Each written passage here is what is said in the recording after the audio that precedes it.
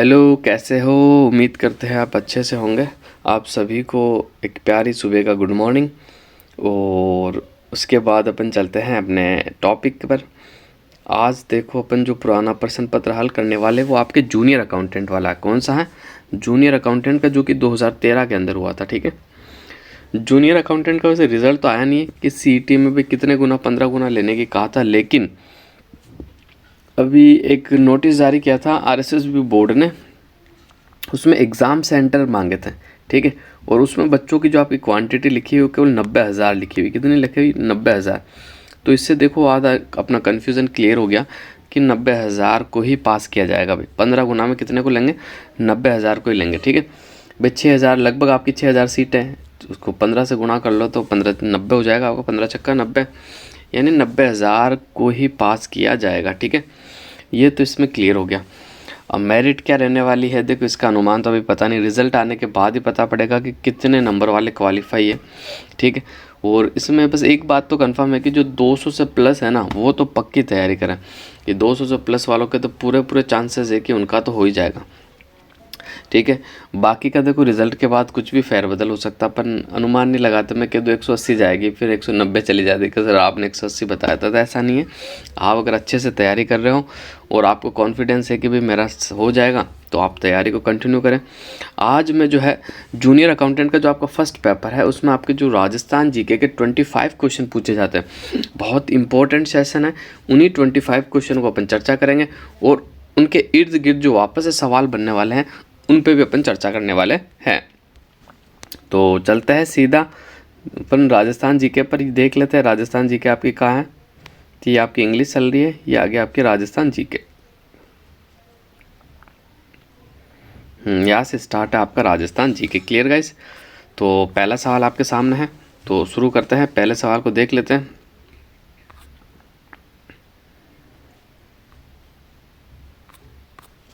राम सागर वन्य जीव अभ्यारण्य स्थित है। कहाँ स्थित है ये आपको बताना है। तो देखो, धौलपुर में, बांसवाड़ा में, चित्तौड़गढ़ में, बारां में। इसका जो आपका सही आंसर होगा, बिल्कुल मैं चर्चा करना चाहूँ तो ऑप्शन नंबर 1 जो है आपका बिल्कुल राइट आंसर हो जाएगा। आपका जो राम सागर है वो कहाँ पड़ता है? तो आपका जो राम सागर है ये पड़ता है आपका धौलपुर में। इसके अलावा देखो, धौलपुर में 3 वन्यजीव अभ्यारण्य, एक तो आपका राम सागर हो गया। इसके अलावा मैं चर्चा करना चाहूँ तो एक आपका हो जाएगा कैसर बाग। कौन सा हो जाएगा? एक आपका हो जाएगा कैसर बाग। ठीक है, ये भी आपका कहाँ पड़ता है? ये भी आपका धौलपुर में पड़ता है। ठीक है, एक जो है आपका वो है वन विहार, ये भी आपका कहाँ पड़ता है? तो ये भी आपका धौलपुर में पड़ता है। ठीक है, तो मैंने धौलपुर के 3 वन्यजीव अभ्यारण्यों के बारे में बात की है। सबसे पहला आपका राम सागर, जो कि क्वेश्चन में आपका दिया हुआ है।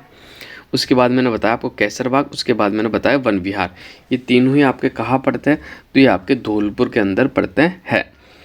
इसके अलावा देखो, थोड़ी सी अगर मैं चर्चा करना चाहूँ कि आपका वन्य जीव अभ्यारण्य होता क्या है, तो उसके बारे में थोड़ा सा अपन देख लेते हैं। देखो, 23 अप्रैल 1951 को राजस्थान वन्य पक्षी संरक्षण अधिनियम 1951 में लागू किया गया था। ठीक है, आपको याद रखना है, बिल्कुल सवाल एग्जाम में पूछा जा सकता है कि राजस्थान वन्य पक्षी, राजस्थान वन्य पक्षी अधिनियम कब लागू किया गया था? आपको बिल्कुल याद रखना है, ये 1951 के अंदर लागू किया गया था। कब लागू किया गया? 1951 में। इसके अलावा मैं और आपको बता देता हूँ, कौन सा? भारत सरकार द्वारा 9 सितंबर 1972 को वन्य जीव सुरक्षा अधिनियम 1972 लागू किया गया है। तो इसमें राजस्थान ने इसे कब लागू किया? तो राजस्थान में ये जो लागू हुआ था आपका 1 सितंबर 1973 को लागू हुआ था। कब लागू हुआ था? 1973 को लागू हुआ था। कब? 1973 को। बिल्कुल आपको याद रखना है। यानी वन्य जीव सुरक्षा अधिनियम भारत में तो आपका 1972 में लागू हुआ था, जबकि राजस्थान में बात कर लूँ तो 1973 में लागू हुआ था, 1 सितंबर 1973 को। ठीक है, इसके अलावा देखो, थोड़ी सी मैं चर्चा कर लूँ तो मैं आपको बताना चाहूँगा कि सबसे छोटा वन्य जीव अभ्यारण्य कौन सा है। सबसे छोटा वन्य जीव अभ्यारण्य की बात कर ले तो अपन सरिस्का ए है आपका। कौन सा है? सरिस्का ए।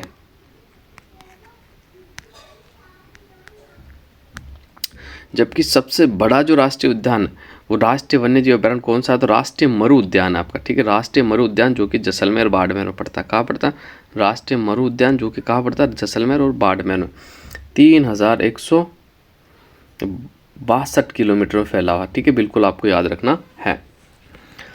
अब अगले क्वेश्चन की ओर बढ़ जाते हैं। अगला क्वेश्चन देख लेते हैं। अगला क्वेश्चन आपका क्या है, तो अगला क्वेश्चन बिल्कुल आपके सामने है।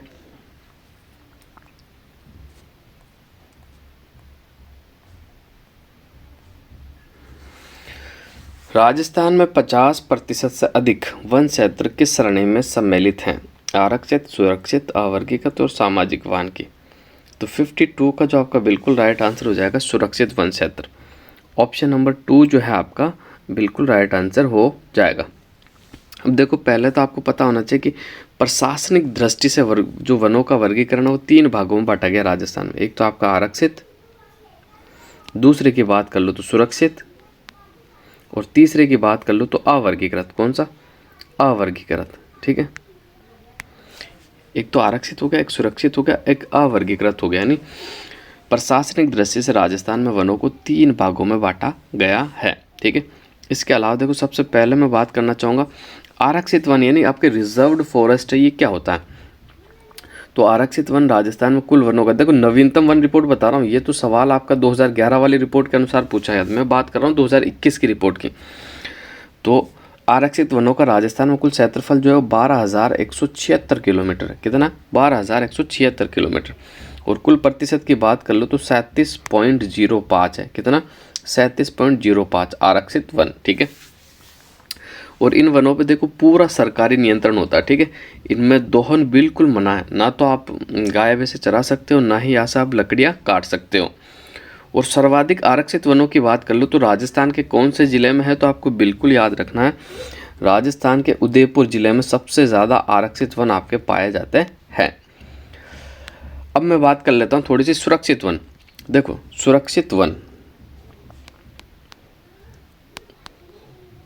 सुरक्षित वन जो है राजस्थान में कुल कितने एरिया में फैला हुआ था, आपको याद रखना 18,543 वर्ग किलोमीटर में फैला हुआ। अगर मैं प्रतिशत की बात कर लूँ तो 56.4% में आपके राजस्थान में सुरक्षित वन फैले हुए हैं। ठीक है, और इन पे क्या होता है, इनमें लकड़ी काटने और पशु चारण में थोड़ा सी सुविधा दी जाती है। यानी सीमित समय के लिए आप लकड़ी भी काट सकते हो और थोड़े समय आप पशु चारण भी कर सकते हो, लेकिन उसमें आपको सरकार की परमिशन लेनी होती है। इसके अलावा मैं आपको बता दूं कि सबसे ज़्यादा आपके रक्षित वन कहाँ पाए जाते हैं, तो आपको बिल्कुल याद रखना 12 के अंदर आपके सबसे ज़्यादा सुरक्षित वन पाए जाते हैं। अब अपन तीसरे प्रकार की बात कर लेते हैं, अवर्गीकृत वन। कौन से वन?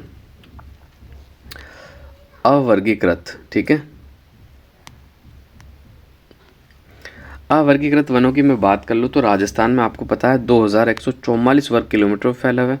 ठीक है, और अगर मैं इनके एरिया की बात कर लूँ तो 6.46 या लगभग 6.5 भी आप कह सकते हो। ठीक है, तो इतने क्षेत्र में आपका अवर्गीकृत वन फैला हुआ है। और सबसे ज़्यादा अवर्गीकृत वन राजस्थान के कौन से ज़िले में पाए जाते हैं, तो आपको बिल्कुल याद रखना बीकानेर के अंदर पाए जाते हैं। कहाँ पाए जाते हैं? बीकानेर में आपके पाए जाते हैं। बिल्कुल आपको याद रखना है।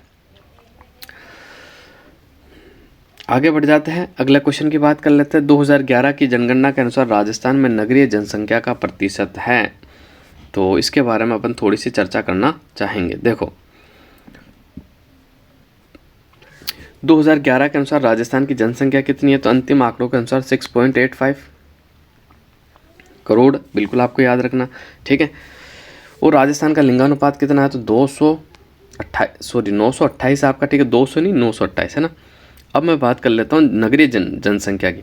तो 2011 के अनुसार राजस्थान की जो आपकी नगरीय जनसंख्या वो कितनी है, तो 24.9। ऑप्शन नंबर 3 इसका बिल्कुल आपका सही आंसर हो जाएगा। जबकि ग्रामीण जनसंख्या कितनी है, तो आपको याद रखना 75.1% आपकी ग्रामीण जनसंख्या। ठीक है, पूरे भारत में मैं नगरीय जनसंख्या की बात कर लूँ तो लगभग 33% आपकी नगरीय जनसंख्या है।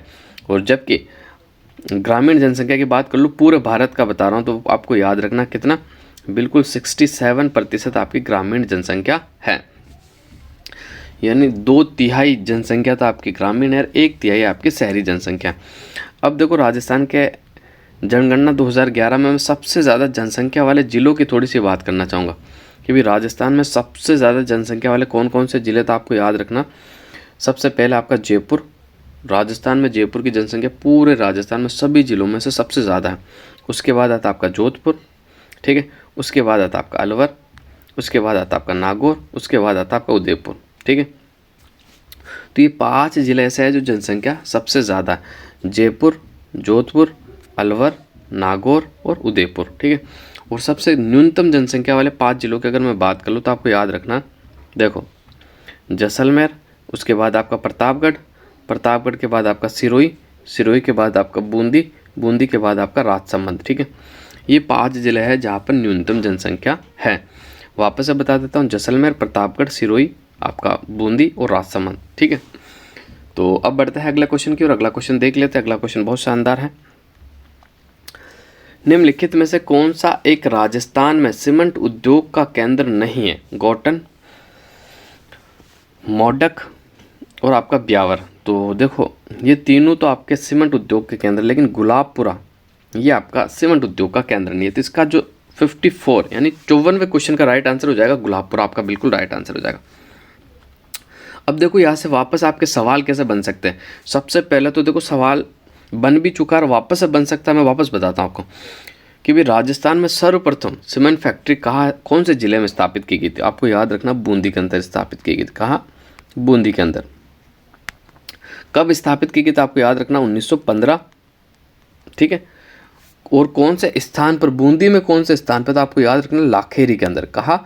लाखेरी, बूंदी में राजस्थान का सबसे पहला सीमेंट उद्योग केंद्र स्थापित किया गया था। आपको याद रखना है कौन सी कंपनी ने करा था, ये भी आपको याद रखना, एग्जाम में पूछा जा सकता है, तो उसके बारे में भी मैं बता देता हूँ। क्लिक निक्सन कंपनी थी। कौन सी कंपनी थी आपकी? Click Nixon company. Click Nixon company जो कि सबसे पहले राजस्थान के अंदर सीमेंट का उद्योग स्थापित किया था लाखेरी, बूंदी में 1915 में, ठीक है।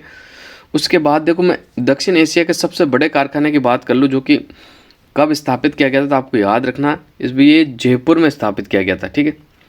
नहीं, जिसका नाम जो था जयपुर उद्योग लिमिटेड था, लेकिन स्थापित सवाई माधोपुर में किया गया था। लेकिन स्थापित होता है 1953 में, लेकिन वर्तमान में ये बंद पड़ा आपका 1986 से इसको बंद कर दिया गया, ठीक है भाई। दक्षिण एशिया का सबसे बड़ा सीमेंट कारखाना जयपुर उद्योग लिमिटेड, लेकिन स्थापित जयपुर में नहीं किया गया था, ये स्थापित जो किया गया था वो सवाई माधोपुर में किया गया था। कहाँ किया गया था? सवाई माधोपुर के अंदर। तो ये फैक्ट भी आपको याद रखना है। इसके अलावा सफ़ेद सीमेंट का जो प्रथम कारखाना वो आपके घोटन नागौर में। कहाँ है भाई? घोटन नागौर में। खारिया खंगार भी आपका सफ़ेद सीमेंट के लिए ही फेमस है। इसके अलावा देखो मैं और अगर जहाँ राजस्थान में सीमेंट के जो प्रमुख केंद्र उनके बारे में आपको बताना चाहूँगा, जिसे एक आपका बिड़ला सीमेंट फैक्ट्री है, ये आपके चित्तौड़गढ़ में पड़ता है। उदयपुर सीमेंट वर्क्स ये उदयपुर में पड़ता है। जेके सीमेंट वर्क्स आपका निम्बाड़ा में पड़ता है। मंगलम सीमेंट ये आपका कोटा में पड़ता है। मंगलम सीमेंट कहाँ पड़ता है? तो कोटा में पड़ता है। इसके अलावा श्री सीमेंट आपका ये ब्यावर जिले में पड़ता है। जेके बिरला वाइट सीमेंट आपका गोटन के अंदर पड़ता है। और एक आपका जेके बिरला वाइट कंपनी एक खारिया खंगार जोधपुर में पड़ता है। कहाँ पड़ता है? खारिया खंगार जोधपुर के अंदर। आगे बढ़ जाते हैं, अगला क्वेश्चन देख लेते हैं।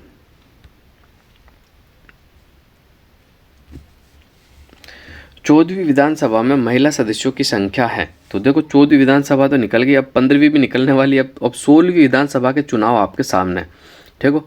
16वीं विधानसभा के चुनाव आपके सामने 25 नवंबर को होने वाला है, आपको बिल्कुल याद रखना।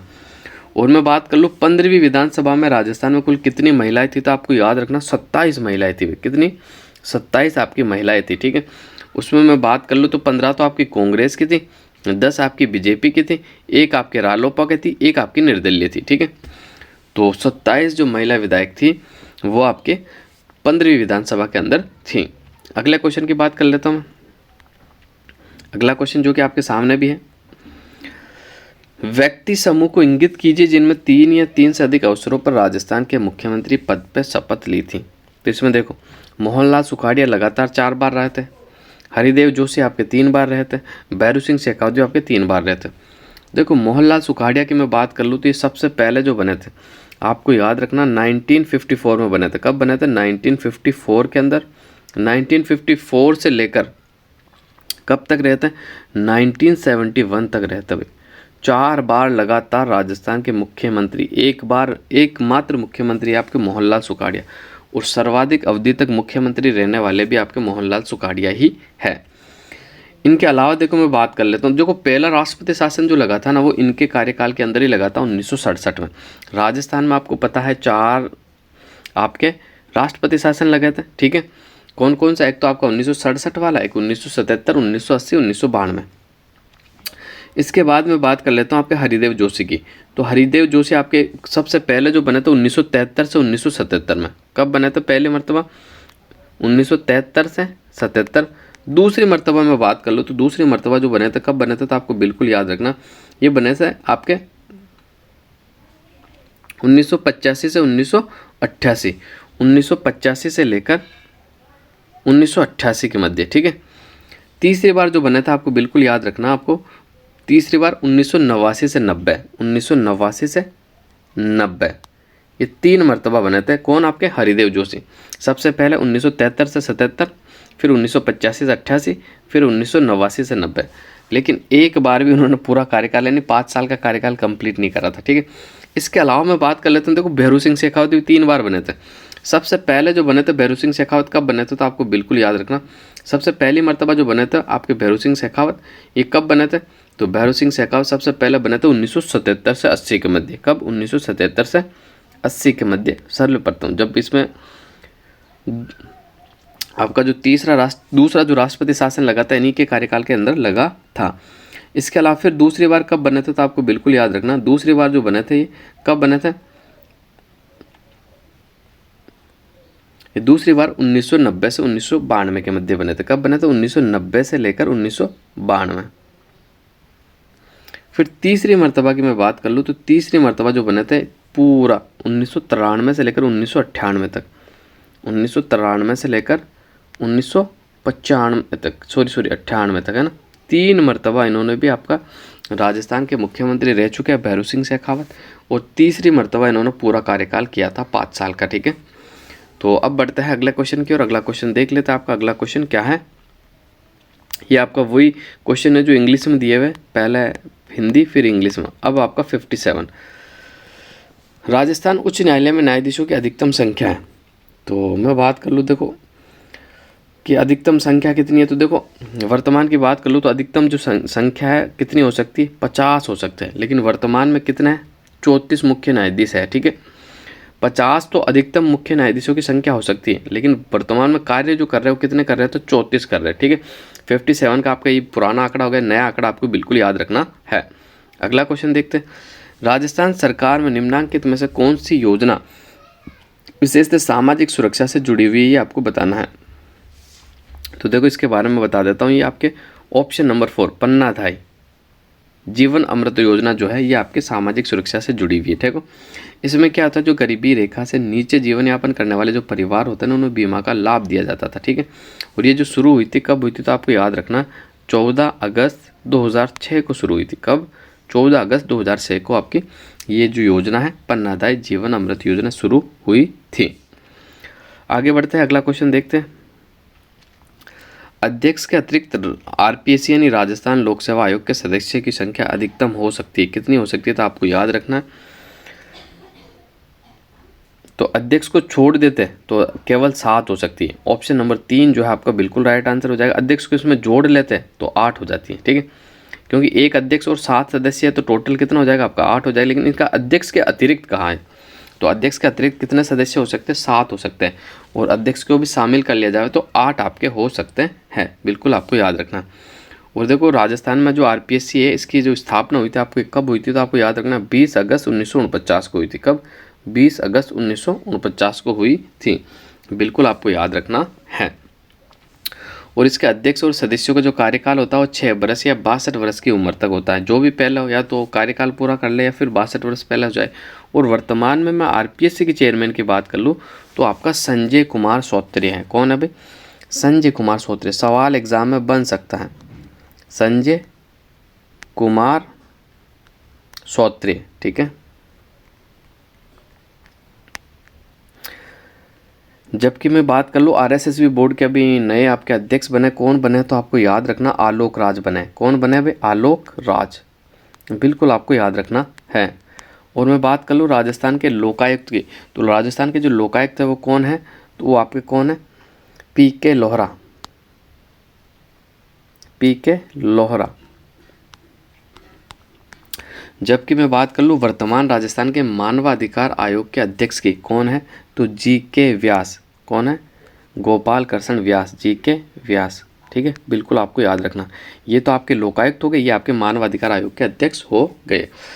मैं बात कर लेता हूँ वर्तमान राजस्थान के जो मुख्य सचिव कौन है, तो आपको याद रखना उषा शर्मा। कौन है? उषा शर्मा। कौन है भाई? उषा शर्मा है, बिल्कुल आपको याद रखना है, जो कि ये दूसरी मुख्य सचिव है राजस्थान की। पहले आज तक राजस्थान में केवल 2 ही महिला मुख्य सचिव बनी है, जिसमें से पहली आपकी उषा शर्मा है, दूसरी जो है आपकी कौन है? कुशल सिंह है। कौन है? कुशल सिंह। ये भी नाम आपको याद रखना है। आगे बढ़ते हैं, अगला क्वेश्चन देख लेते हैं। सन 2014 में नालको ने राजस्थान में अपना दूसरा पवन ऊर्जा संयंत्र कहाँ स्थापित किया गया, ये आपको बताना है। तो देखो इसके बारे में थोड़ी सी अपन चर्चा कर लेते हैं। तो दूसरा जो नालको द्वारा स्थापित किया गया था वो लोदर व जैसलमेर में किया गया था। ऑप्शन नंबर 3 इसका आपका बिल्कुल राइट आंसर हो जाएगा। लेकिन देखो वर्तमान में इससे सवाल कैसे पूछा जाएगा, वर्तमान में देखो भी पूछा जाएगा कि राजस्थान में कुल अधिष्ठापित ऊर्जा की क्षमता कितनी है। तो मैं आपको बता देता हूँ बिल्कुल नया आंकड़ा। तो 30 नवंबर, इससे आगे तक जारी नहीं किया, केवल 30 नवंबर तक, 30 नवंबर 2022 तक का जो है राजस्थान में कुल कितनी ऊर्जा की क्षमता है, तो आपको बिल्कुल याद रखना 23,487.46 मेगावाट। 23,487.46 मेगावाट, ठीक है। अधिष्ठापित ऊर्जा क्षमता कितनी है राजस्थान की, तो मैंने आपको बता दिया 23,487.46, ठीक है, बिल्कुल आपको याद रखना। जबकि वर्तमान में मैं पवन ऊर्जा की कुल बात कर लूँ कि पवन ऊर्जा से कितना उत्पादन हो रहा था, आपको बिल्कुल याद रखना पवन ऊर्जा से जो हो रहा वो हो रहा आपका 3,330 मेगावाट। कितना? 3,330 मेगावाट, ठीक है। तो ये भी आपको याद रखना। जबकि सौर ऊर्जा की बात कर लूँ तो सौर ऊर्जा से वर्तमान के अंदर कितना हो रहा, तो 3,348 मेगावाट, 3,348 मेगावाट, ठीक है। ये जो आंकड़े बता रहा हूँ ना मैं आपको, बिल्कुल डाउट नहीं करना, मैं आर्थिक समीक्षा से बता रहा हूँ आपको, ठीक है। तो बिल्कुल आपको कोई भी डाउट नहीं है, सारे आंकड़े जो दे रहा हूँ बिल्कुल सही तथ्य दे रहा हूँ, आपको कोई भी कन्फ्यूज़न नहीं करना है। आगे बढ़ते हैं, अगला, राजस्थान में कौन सा अधिसूचित विशेष आर्थिक क्षेत्र बीकानेर से संबंधित है, ये आपको बताना है। तो देखो मैं बात कर लूँ तो वर्तमान में राजस्थान में 6 सहज है भाई। विशेष आर्थिक क्षेत्र को इंग्लिश में क्या कहा जाता है? सहज कहा जाता है। क्या कहा जाता है? सहज, ठीक है, यानी special economic zone, special economic zone कहा जाता है, ठीक है, सहज। तो इसमें देखो ये आरएनबी इंफ्रास्ट्रक्चर है ना आपका, ये आपका बीकानेर के अंदर है। तो ऑप्शन नंबर 2 इसका बिल्कुल राइट आंसर हो जाएगा पहले तो। बाकी 6 कौन कौन से शहर कहाँ है ये भी मैं आपसे शेयर कर लेता हूँ। देखो सबसे पहला है आपका महिंद्रा वर्ल्ड सिटी, ये आपका कहाँ पड़ता है? तो महिंद्रा वर्ल्ड सिटी आपका जो पड़ता है ये जयपुर में पड़ता है। एक है आपका सोमानी वस्टेड लिमिटेड, ये आपका खुसखेड़ा भिवाड़ी के अंदर पड़ता है। कहाँ पड़ता है? भिवाड़ी के अंदर, ठीक है। इसके अलावा मैं एक बता रहा हूँ आपको, जैनपैक्ट इंफ्रास्ट्रक्चर, ये भी आपका जयपुर में पड़ता है। कहाँ पड़ता है? जैनपैक्ट इंफ्रास्ट्रक्चर जयपुर में। एक आपका है वाटिका जयपुर सहज, ये भी आपका जयपुर में पड़ता है। इसके अलावा एक है आपका मानसरोवर औद्योगिक विकास निगम, ये आपका जोधपुर में पड़ता है। एक आपका आरएनबी इंफ्रास्ट्रक्चर है जो कि मैंने आपको बता दिया बीकानेर में। 3 तो आपके जयपुर में है, एक आपका जोधपुर में है, एक आपका बीकानेर में है और एक आपका भिवाड़ी में है। तो ये आपके 6 सहज है वर्तमान के अंदर, बिल्कुल आपको याद रखना। यहाँ से सवाल सीधा पूछा जाएगा, जैसे पिछली बार पूछा था कि निम्न में से कौन सा, सवाल कैसे बन सकता है यहाँ से देखो, निम्न में से कौन सा सहज नहीं है। अब 3 तो कोई सहज दे देगा, एक अन्य उद्योग दे देगा, तो आपको उसमें से छांटना होगा। अब बढ़ते हैं अगला क्वेश्चन की ओर। अगला क्वेश्चन आपके सामने, राजस्थान में कुक्कुट पालन प्रशिक्षण संस्थान कहाँ है? तो मैं देखो राजस्थान में कुक्कुट पालन की बात कर लूँ, प्रशिक्षण केंद्र आपका अजमेर के अंदर है। अजमेर में आपकी एक जगह है लोहागल रोड के ऊपर बना हुआ। कौन से रोड पे बना हुआ? लोहागल रोड के ऊपर बना हुआ है, बिल्कुल आपको याद रखना। अब देखो मैं अगर बात कर लूँ आपके मुर्गी और कुक्कुट की बात कर लूँ, तो राजस्थान में उन्नत नस्लों की जो सर्वाधिक मुर्गियाँ पाई जाती है ना, एक तो आपका अजमेर जिसे अंडे की टोकरी भी कहा जाता है, एक आपका उदयपुर और एक आपका कौन सा है? तो एक आपका भीलवाड़ा, ठीक है। 3 जगह राजस्थान में उन्नत किस्म की मुर्गियाँ पाई जाती हैं। इसके अलावा मैं बात कर लूँ तो राजस्थान में जो पाई जाने वाली विदेशी नस्ल है ना, एक तो आपकी असील और एक आपकी सफ़ेद लैंगहॉर्न। एक तो आपकी असील हो गई और एक आपकी सफ़ेद लैंगहॉर्न। कौन सी? सफ़ेद सफ़ेद लेग हॉर्न, ठीक है। ये जो है आपकी विदेशी मुर्गियों की किस्म है जो कि राजस्थान के अंदर पाई जाती है। इसके अलावा मैं बात कर लेता हूँ, तो देखो इसके अलावा और फैक्ट बता देता हूँ। राजस्थान में पाई जाने वाली मुर्गी की जो देसी नस्ल है, एक तो आपकी ट्रेनी है, देखो ट्रेनी क्या ना, ट्रेनी, और एक आपकी बरसा है। एक तो ट्रेनी हो गई, एक आपकी बरसा हो गई, ठीक है। ये दो ऐसी किस्म है जो कि देसी नस्ल है, ठीक है। इसके अलावा संकर नस्ल की सबसे ज़्यादा मुर्गी आपको अजमेर में देखने को मिलेगी। कहाँ, कौन से ज़िले में? अजमेर ज़िले में आपको देखने को मिलेगी। इसके अलावा अजमेर को राजस्थान के अंडे की टोकरी भी कहा जाता है। और बर्ड फ्लू जो कि मुर्गियों में होने वाला रोग है, रानीखेत जो कि आपका मुर्गियों में होने वाला रोग है, और मुर्गी की जो नसबंदी होता है ना, उसे डी बीकिंग कहा जाता है। क्या कहा जाता है भाई? डी बीकिंग। आपको बिल्कुल याद रखना है। अब बढ़ते हैं अगले क्वेश्चन की ओर। अगला क्वेश्चन देख लेते हैं। ये आपके इंग्लिश में आ गया, उसके हिंदी के इंग्लिश। अब अगला सवाल आएगा 63। तो अगला सवाल बिल्कुल आपके सामने है, देख लेते हैं। राजस्थान से होकर जाने वाले सभी राष्ट्रीय राजमार्गों में से राजस्थान की सबसे लंबी दूरी का कौन सा है, ये आपको बताना। तो सबसे लंबी दूरी का जो है वो कौन सा है, तो आपको बिल्कुल बताना है। आपका NH जो 15 है, ये सबसे बड़ा है, ठीक है। लेकिन NH 15 का नाम बदल दिया गया, अब ये हो गया 68, 11 और 62। अब नया नाम आ गया, आपको बिल्कुल याद रखना। उस समय NH 15 था, लेकिन अब इसका नया नाम दे दिया गया। इसके अलावा सबसे छोटे की बात कर लो तो उस समय आपका 71B था, लेकिन अब इसका नाम बदल दिया गया। अब इसका नाम क्या कर दिया गया, तो 919 कर दिया। क्या? 919। आपको बिल्कुल याद रखना है। बढ़ते हैं अगले क्वेश्चन की और अगला क्वेश्चन देख लेते हैं। ये आपके करंट के सवाल शुरू हो गया ऐसे। प्रधानमंत्री नरेंद्र मोदी ने राजस्थान में कहाँ से मृदा स्वास्थ्य कार्ड योजना का शुभारंभ किया? तो इसका जो राइट आंसर हो जाएगा सूरतगढ़ से। कहाँ से किया भाई? श्री गंगानगर का जो सूरतगढ़ है वहाँ से किया था। कब किया था? 19 फरवरी। देखो कई बार एग्जाम में पूछा गया, इसकी डेट अक्सर एग्जाम में पूछी जाती है और ये सवाल बार बार बनता है। तो आपको याद रखना कहाँ से स्टार्ट किया था, सूरतगढ़ से, 19 फरवरी 2015 को। एक बार इसका है ना थीम जो थी, इसका ध्येय वाक्य जो था वो पूछ लिया गया था। और जबकि इसकी थीम और ध्येय वाक्य क्या है, तो इसको भी आपको याद रखना होगा। स्वस्थ धरा, क्या है? स्वस्थ धरा, स्वस्थ धरा और खेत हरा, स्वस्थ धरा और खेत हरा, ठीक है। स्वस्थ धरा और खेत हरा जो कि इस योजना की थीम थी आपकी, ठीक है। बिल्कुल ये भी आपको याद रखनी होगी। जयपुर में मेट्रो चलती है, तो जयपुर में जो मेट्रो चलती है आपकी कहाँ से कहाँ तक चलती है, तो आपको याद रखना मानसरोवर से चांदपोल तक चलती है, ठीक है। और राजस्थान में जो मेट्रो की शुरुआत हुई थी वो 2015 से हुई थी, जून 2015 से।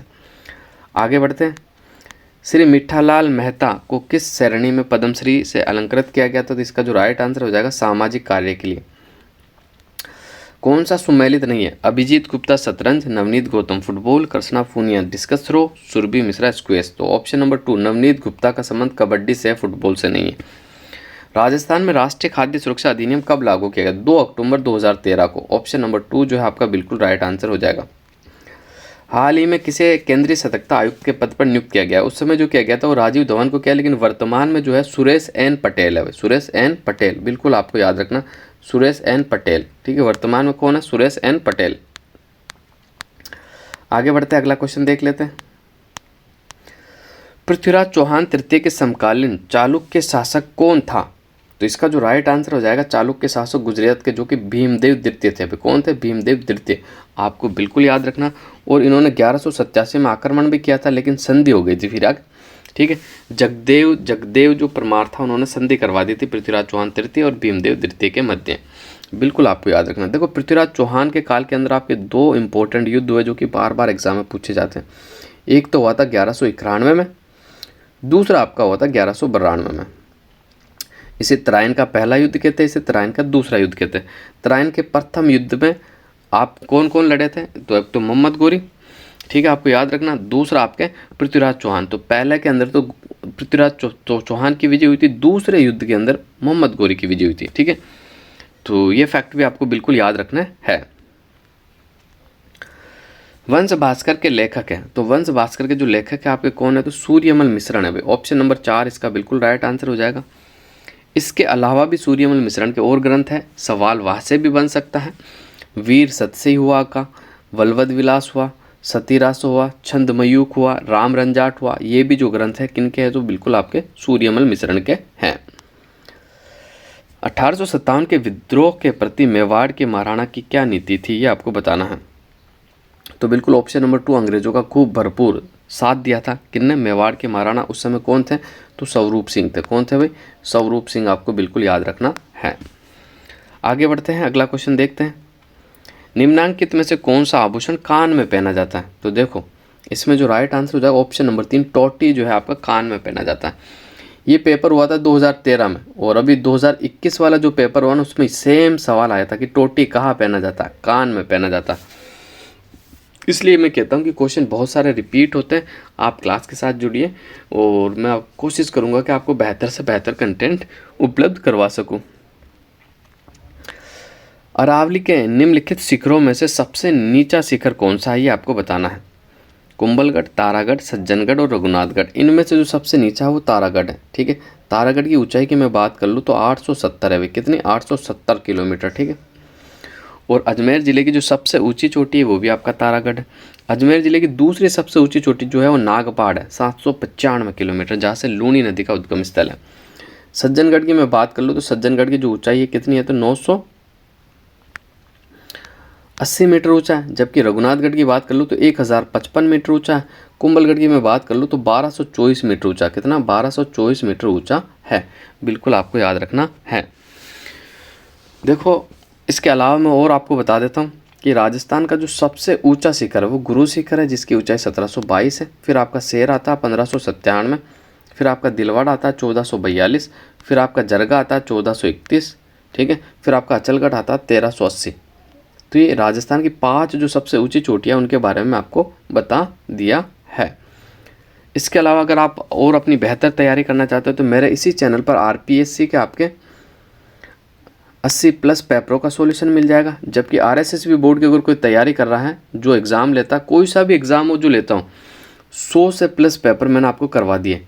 यानी अगर आप करना चाहो 180+ पेपर कर लो, जहाँ भी आपका राजस्थान जीके पूछा जाता है भाई, छोटा से छोटा एग्ज़ाम। और भाई मैं कहता हूँ राजस्थान पशु परिचर वाला हो, राजस्थान पटवारी वाला हो, राजस्थान ग्राम सेवक यानी वीडियो वाला हो, ठीक है, आपका आरएस वाला हो, आपका छात्रावास वाला हो, आपका पुलिस अधीक्षक वाला हो, आपका पुलिस कांस्टेबल वाला हो, ठीक है, आपका कोई सा भी एग्ज़ाम जो कि आरपीएससी और आरएसएसबी बोर्ड द्वारा लिया जाता है, उसमें अगर आपके राजस्थान जीके पूछी जाती है तो हमारे चैनल के साथ जुड़ के आप अपनी राजस्थान जीके को बिल्कुल मजबूत कर सकते हो। तो आज की क्लास को यही ख़त्म करते हैं। 25 क्वेश्चन आपके जो कि जूनियर अकाउंटेंट में पूछे गए थे वो कि पूरे के पूरे मैंने हल करवा दिए हैं।